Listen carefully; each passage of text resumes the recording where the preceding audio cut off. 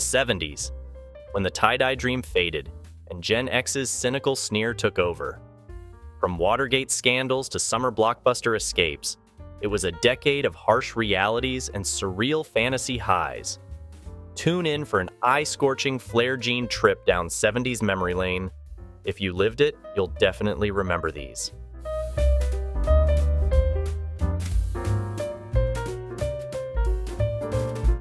Ah yes, learning the hustle back in '75, those were the days. When Van McCoy's funky anthem hit the airwaves, it was an instant phenomenon. Everyone was trying to master those slick moves and intricate step patterns. Dance halls and basement rec rooms became hustle training grounds overnight, but the hustle was just one of the crazes that defined the '70s dance scene. Who could forget when the Village People's YMCA came along and subtle event that united people of all ages through synchronized dance moves. When a new groove dropped, you knew you'd be seeing its signature steps popping off at weddings, school dances, you name it. It's hard to fathom nowadays, but up until the late 1980s, most stores didn't ID for tobacco purchases. So as a kid, it was perfectly normal to hand Mr. Johnson behind the counter that handwritten note your mom gave you, asking for her usual cigarette brand. After giving him the dollar that mom gave you and receiving your change, you promptly returned home. Next, we have Burger Chef, a vintage fast food chain that was a staple for the baby boomer generation. The first restaurant opened in Indianapolis in 1958, and they soon expanded across the Midwest and beyond. Their signature Works Bar concept let you customize your double-decker burger with toppings like lettuce, tomato, pickles, ketchup, and more. By the 1970s, Burger Chef was the nation's second largest burger chain behind only McDonald's, with over 1,200 red-roofed restaurants from New York out to California. Their cartoon mascots, Jeff and Jane, brought kids joy with toys, games, and ads, showcasing Burger Chef families living all-American lives filled with baseball games and neighborhood cookouts. For baby boomers, those classic wrappers and drink cups covered in cartoon chefs and animated burgers are pure nostalgia.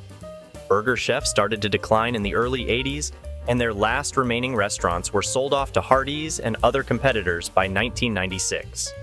Burger Chef may live on mostly in memory now, but they serve up iconic fast food memories. Who could forget the brief but memorable reign of clackers? Quite possibly one of the most hazardous toy fads to ever take playgrounds by storm. These seemingly innocent little desk toys consisted of two heavy acrylic balls connected by a short cord or string. The goal? To grab each ball, let them hang, and then whip them together to create a satisfyingly rhythmic clack-clack-clacking sound. Suddenly, every kid on the block just had to have a pair of those hippie-chic clackers. We'd rhythmically slam them together while swapping clacking techniques and rhythms like they were secret handshake codes. Daring clackers even tried ill-advised tricks like wrapping them behind the back or under the leg for more wicked clacking combos. Sadly, the fad was short-lived once parents and teachers realized these addictive noisemakers were legit causing injuries. Between shattered teeth, gashed fingers, and countless concussions, clackers were swiftly condemned as miniature medieval maces masquerading as toys. Next, we have the heyday of daytime soap operas that so many boomers and pre-boomers watched religiously. Iconic soaps like General Hospital, Guiding Light, and Search for Tomorrow tracked the ever-complicated lives of their characters for decades on end. Tuning in daily was non-negotiable, as fans needed to know if Dr. Rick Weber had survived his plane crash on GH, or what schemes the villainous Roger Thorpe was plotting lately on Guiding Light. The budgets were tiny, but the drama was always turned up to 11. No plot was too crazy. Amnesia diagnoses, evil twins, people returning from the dead, time travel, you name it. And the commercial breaks were just time to quickly discuss scandalous developments with your mom, grandmother, and all her friends. Storylines moved in the signature slow burn daytime style too, taking sometimes upwards of a year before a couple finally tied the knot or a baby was born. While a few stalwarts like Days of Our Lives still air today, That era of must-see daily daytime drama sadly faded out as more women entered office jobs. So hearing those iconic theme songs transports us right back to bonding over gasp-worthy soap opera moments across generations. Tune in tomorrow. Waiting for the TV to warm up today? When you turn on your flat-screen TV, the picture pops up instantly. But with old tube TVs, you had to wait up to 30 seconds for the picture to actually appear and stabilize. This was because the cathode ray tube inside that generated the images needed to physically warm up first.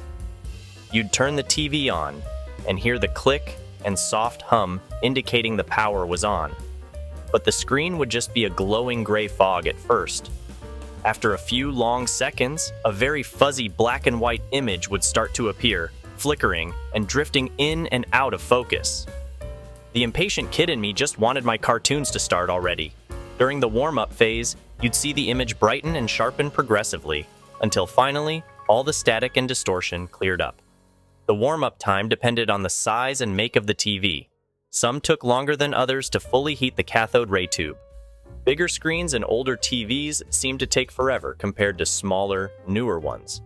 Once the TV finished warming up, the picture would be nice and steady. But if it was bumped or shaken, you'd have to suffer through another annoying fuzzy warm-up period. We tend to take clear instant-on screens for granted now, but first waiting for the picture was just part of the vintage television experience. Milk delivery. Back in the day, milk was delivered directly to your doorstep by the milkman. A few times a week, you'd hear the clinking of glass milk bottles as the milk truck made its way through the neighborhood in the early morning. Families would leave a small paper note in the box by their front door, indicating what they wanted for the next delivery. 2%, 3 bottles, for example. Or chocolate, 1 bottle. You'd also leave out the empty glass bottles from the previous delivery for the milkman to take back and reuse. The milk arrived nice and cold, freshly bottled from the local dairy. It was such a convenient service, almost like having a grocery store come right to your door. Of course, no preservatives meant the milk had to be consumed pretty quickly before it spoiled. And you had to wash out those glass bottles diligently each week for reuse. But having milk delivered each week was a staple convenience for families. The milkman knew all his customers by name and would even leave little treats for kids sometimes. It was a more personal, trusted service than buying from some faceless grocery store. But with the advent of cheaper plastic jugs and refrigerated trucks, the era of milk delivery sadly faded away. Manual car transmissions. Learning to drive back in the 1960s or 1970s usually meant mastering the intricacies of a manual transmission. Automatic transmissions existed, but were less common, especially for the average family car. That meant controlling a car with a gear shift lever mounted on the steering column, along with a third pedal, the clutch. The position of the gear shift lever controlled which of the 3 gears the car was in. First gear was for starting from a stopped position and going slowly. Second gear let you build up speed. And third gear was used for normal cruising. To switch between gears, you had to press the clutch pedal down with your left foot. This disengaged the gears so you could move the shifter freely between positions. Releasing the clutch smoothly and carefully was key. Otherwise, the car would jolt and stall. Learning how to start from first gear took practice. You had to slowly release the clutch while gently pressing the gas pedal to get moving without stalling. Stopping also required care, shifting back down into first before coming to a complete stop. Mastering the choreographed footwork of clutch, brake, and gas pedals was an art form. Doing it smoothly required repetition until it became second nature, but it sure felt pretty cool once you got the hang of driving a stick shift. Party lines. Up until the mid-1960s, many households shared a single telephone line with multiple other households in the neighborhood. This was known as a party line. Sometimes, up to a dozen families would be assigned to the same line and have to share it for all incoming and outgoing calls. To place a call, you first had to pick up the receiver and listen to make sure no one else was already using the line. You'd hear their conversation come through before dialing, and they'd hear your dial tone when you picked up, so they knew to hang up and free up the line. There was no privacy. You had to politely ask others on your party line to get off if you had an urgent call, and you tried not to eavesdrop too obviously, though listening in was tempting at times. The upside was the cost savings from multiple households sharing infrastructure expenses. But as more telephone lines were built out, party lines fortunately faded away, giving most households private service by the 1970s. No more awkwardly interrupting your neighbor's long-winded conversation because you had to make a call.